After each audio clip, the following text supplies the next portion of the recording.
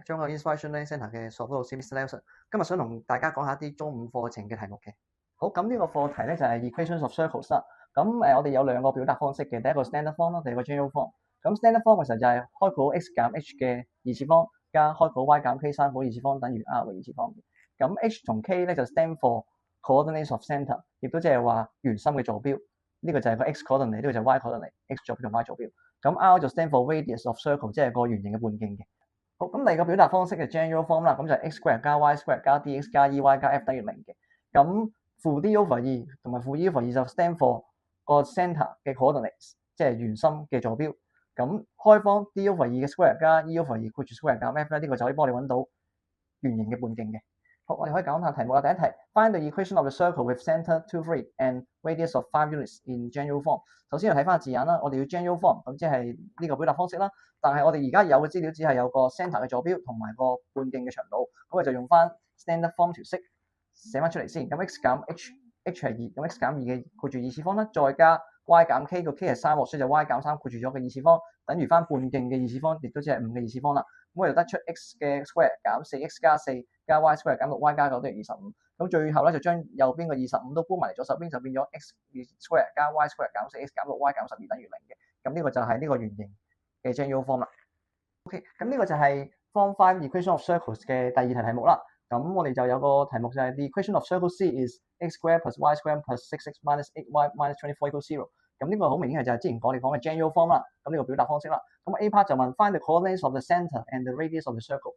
題目就要我哋揾翻呢個圓形嘅圓心嘅坐標同埋佢嘅半徑。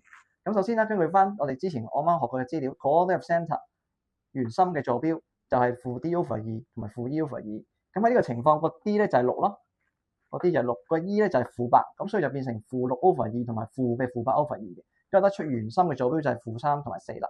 再繼續落去揾翻個 radius， 就用翻 d over 2嘅 square 加 e over 2括住 square 減 f， 再開方呢條式就幫我哋揾翻個半徑嘅長度嘅。咁跟住翻資料攞嚟寫翻開方符號咯，跟住裏邊就係 d 就係6喎，咁 over 2嘅二次，再加 e 就係負8，所以就變負8 over 2嘅二次方，再減 f。因為呢度本身個 f 係負24，咁減 f 就變咗減負24啦，所以就變咗加24嘅其實。咁最終得出開方49就等於7個 units 嘅。好啦，跟住睇下第二個題目啦，黑 B 啦喎。Is A 3, -4 a point inside the circle C？ 咁呢題問題就問緊有個點 A 啦，佢個坐標就係3同負4嘅。就我哋要睇下佢呢個點究竟係唔係真係喺個圓形嘅裡面。因為首先如果要做呢類題目咧，我就揾翻 distance between A and the centre of C， 即係揾翻呢個點同圓心嘅距離。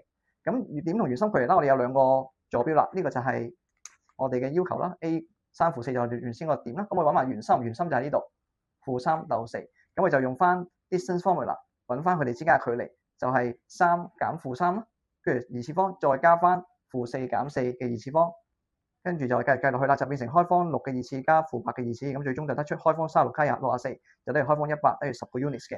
咁我哋揾到呢個點同圓心嘅距離之後咧，咁我知道因為係10個 units 喎，就比起之前個半徑7 units 就係大過佢嘅，即係話呢個點同圓心距離就大過半徑。咁呢個情況我就可以推論到啦 ，A 就應該係 lies outside of the circle C，A 就應該係圓形嘅出邊嘅。咁所以答翻呢個問題啦，佢問我哋究竟係唔係喺裏邊喎？咁我就寫翻 no 啦 ，A is not a point inside the circle C。